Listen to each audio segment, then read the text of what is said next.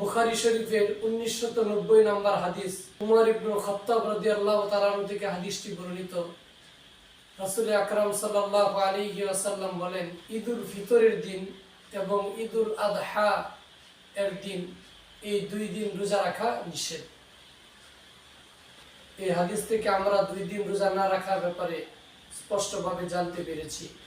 সুনানে ইবনে মাজাহ শরীফের 1720 এবং 1721 নম্বর হাদিস, এই হাদিসের মধ্যে রাসূল আকরাম সাল্লাল্লাহু আলাইহি ওয়াসাল্লাম জিলহজের 11 তারিখ, জিলহজের 12 তারিখ এবং জিলহজের 13 তারিখ এই 3 দিন রোজা রাখতে নিষেধ করেছেন।